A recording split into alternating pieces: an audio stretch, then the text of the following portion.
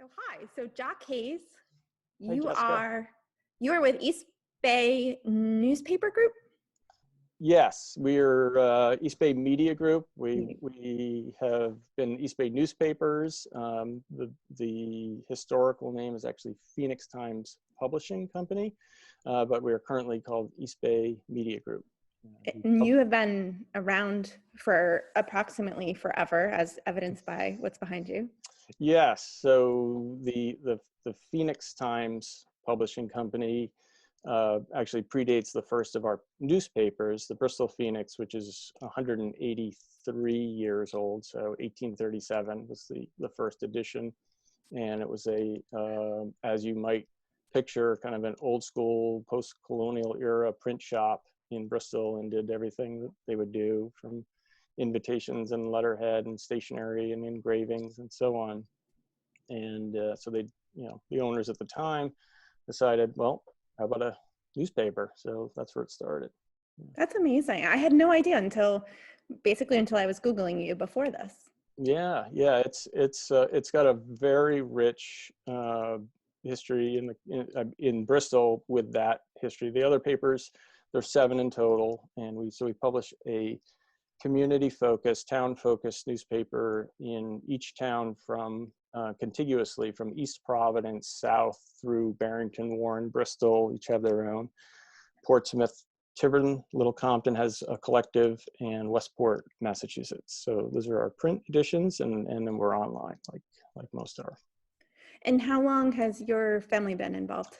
So my brother Matt, who's the publisher, and I've been here since we were kids. And my stepfather, Roz Bosworth Jr., was same, and it was his father, Roz Bosworth Sr., known affectionately around here as the Scribe, was the original in our family owner. He bought the paper in the 1920s, and the stock market crash and depression sort of consumed everything at that almost very moment.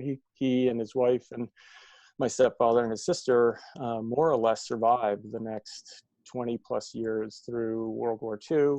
Wow. And then emerged from that and grew rapidly through the 1950s and the boomer times, 60s and on. So, and then my stepfather and my mom ran the company for a generation, and then my brother and I started about 30 years ago. Wow, so you guys really have a history of making it through difficult times and putting out news in the community. Yes, yeah. It's a way of life, I guess you'd say. And there's a lot to it, but it all begins and ends right here in our communities. It's I say often the term, the slogan, if you will, the shop local, that was breakfast table conversation before it was a slogan in our house, because the businesses in Rhode Island, in our communities that are suffering right now for obvious reasons, those are our customers. That's our business lifeblood. And so in any time, it just made perfect sense that if our family was going to buy an appliance or shop for groceries, it just was always in the community. So it's second nature. So what are you seeing right now? I mean, you mentioned businesses, and there's been a huge impact, I'm sure, on all the businesses that advertise with you and that you work with. What has been your experience, both you personally and for the newspapers as well?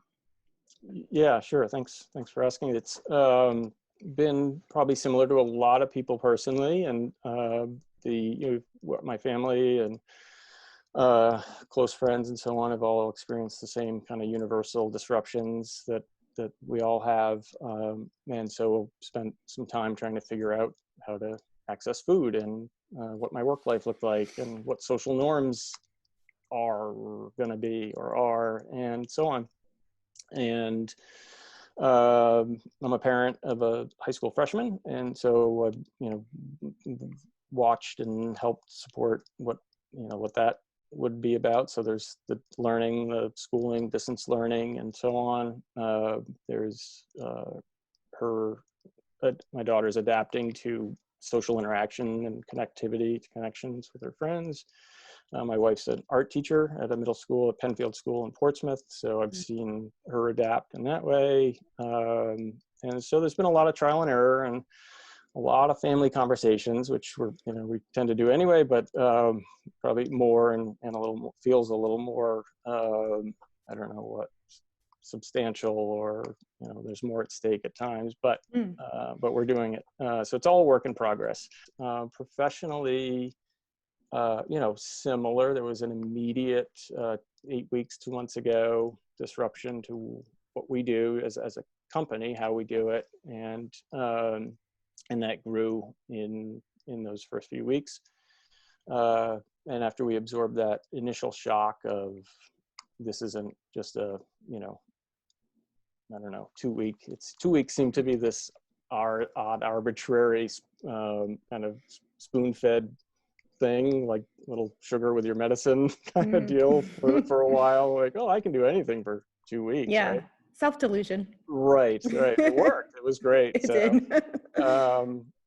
So we absorbed that as a company, and then kind of shook off that initial shock and started to just kind of get to work or continue working, and just took it one thing at a time. I think I put it that way because I feel like it's just everything changed, right? I mean, I would normally say one day at a time, but like a day almost seemed arbitrary all of a sudden. And so it was very circumstantial. What's going on? What's our priority right now? And it started very basic, as it did for most. So it included a lot of safety concerns and consideration and awareness of folks who work at the paper and folks who we work with, and so on.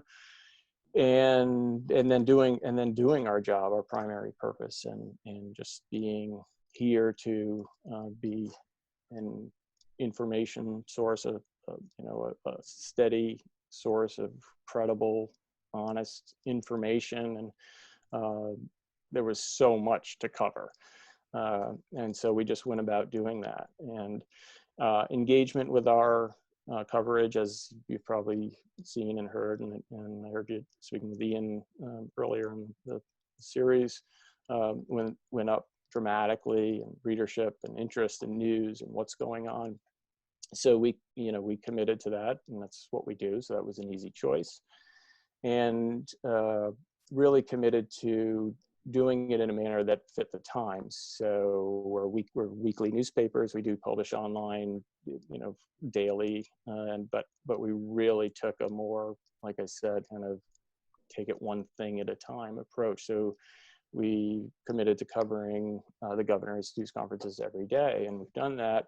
And that's nothing unique in Rhode Island. It's sort of a layup, but we're able to then bring that down to a community level. So here's what's going on at the state level, and then we can really break that off into small bites. And what does that mean in Portsmouth? And what does that mean in East Providence? And what does that mean to people in these communities specifically? And so that's been that was our starting point into this. And so as that was going, and you asked about this at the outset, our business lifeblood, the small businesses of our communities who advertise with us typically were shuttered. And so there was no advertising business to be done. And so as engagement grew, our business resource literally shut off.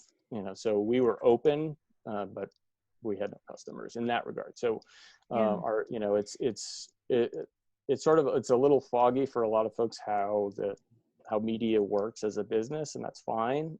But in short, for hundreds of years, it's basically an advertising supported newsroom. That's the model.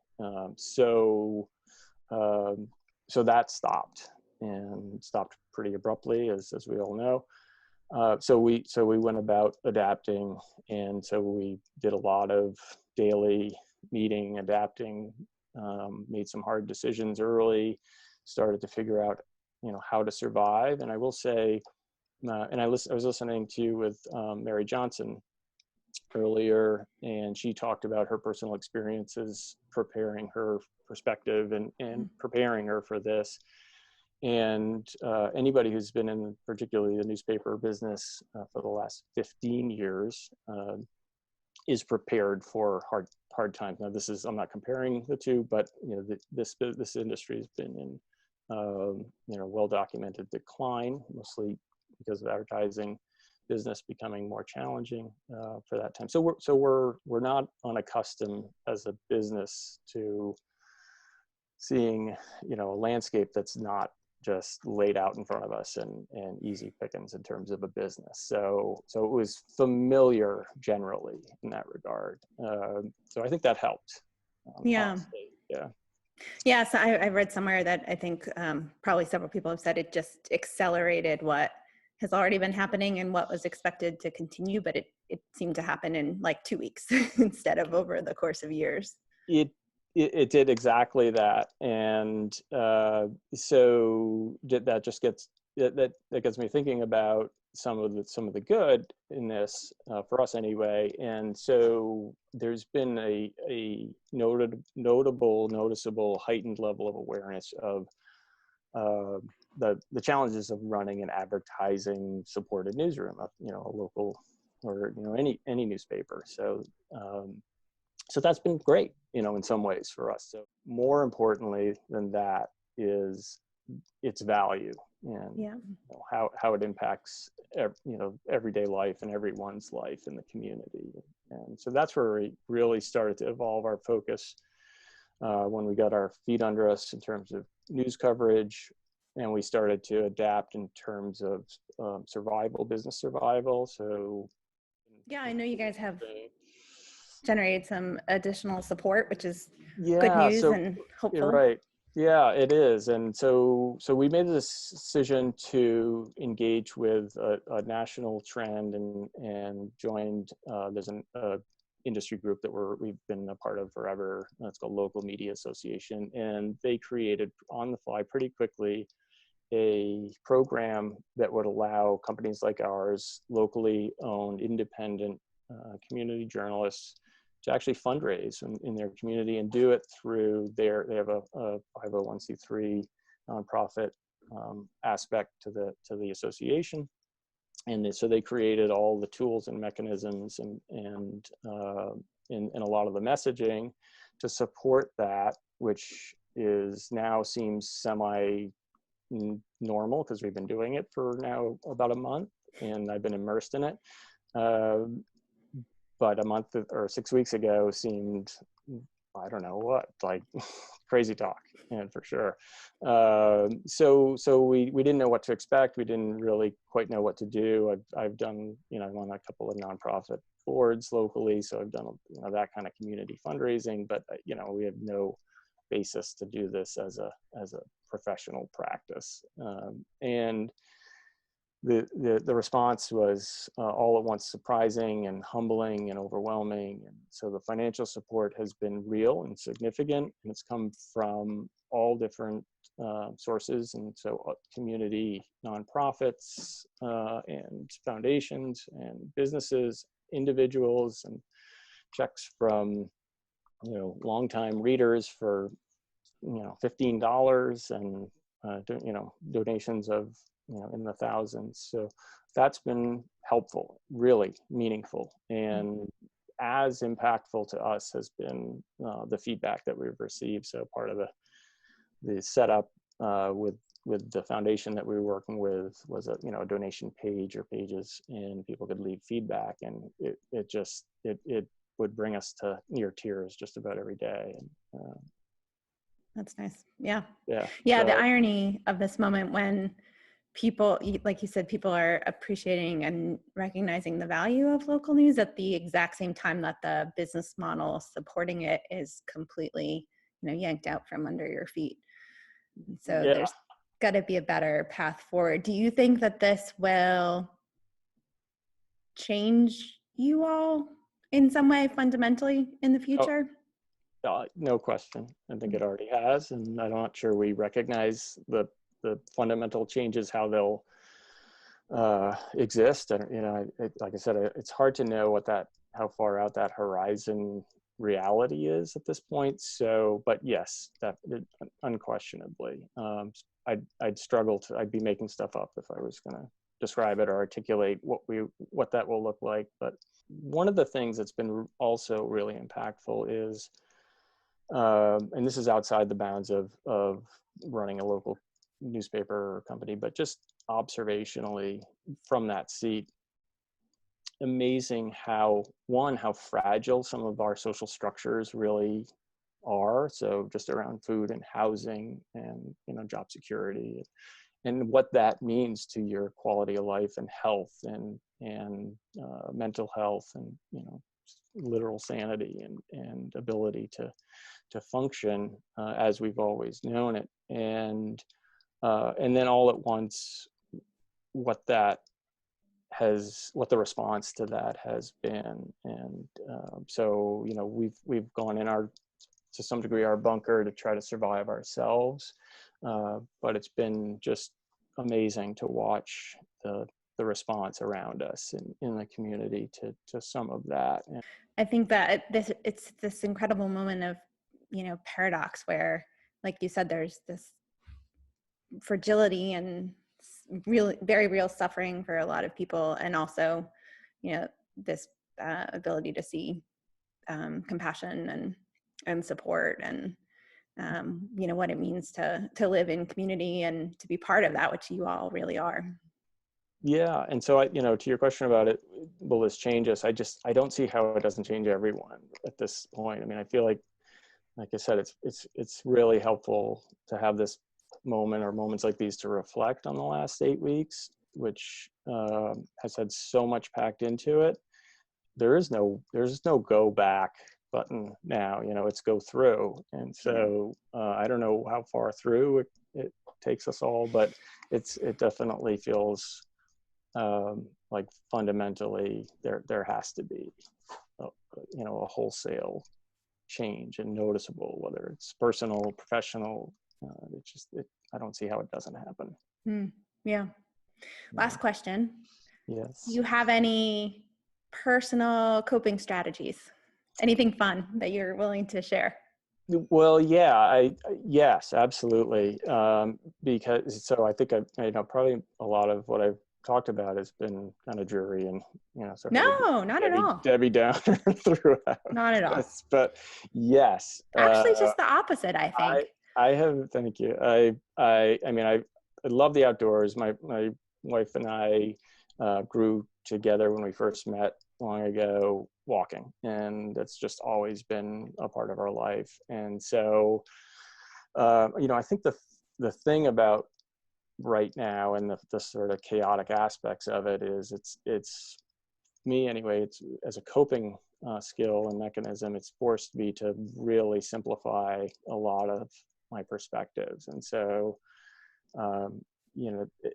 I'll give examples that'll sound really flighty, but just going for a walk and doing that with people I care about has been amazing, and I'm looking forward to doing that in after I get through here, and noticing things like the birds in our yard. And I grew up. I'm a Bristol boy. I grew up here, as maybe is obvious, and so Bristol Harbor, Narragansett Bay sort of is it just, like the newspaper business, it kind of runs through our veins. And my dad, when I was a kid, was a shellfisherman for a time. And we just grew up, it was our backyard. So getting down to the water and looking out at Narragansett Bay is cathartic for me. And so I try to do that every day. So I do see a lot of positive, a lot of hope. The general healing of the planet that's been illustrated in photos and accounts has been really, like, you talk about like will we change? It's like, how can you not change with that short window of evidence that the impact can be that amazing, right? Like the planet can heal given the opportunity.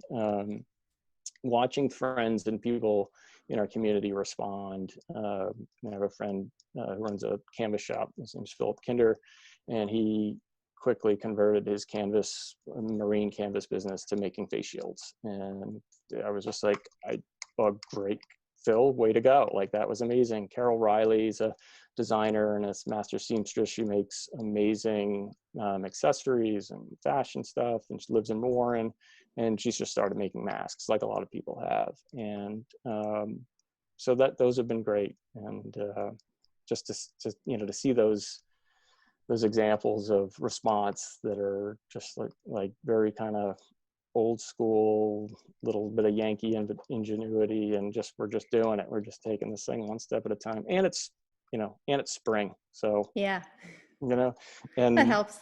yeah, and this. So your Coronacast has been a very hopeful sign and beacon. So good for you for doing this. Well, thank you for doing this, and thank you for everything you do. You guys are a really important institution, and you're doing hard work with a hard model, but you do it really well and with great integrity. So we're lucky to have you. Thank you, Jess. And let me just say I just saw this recently.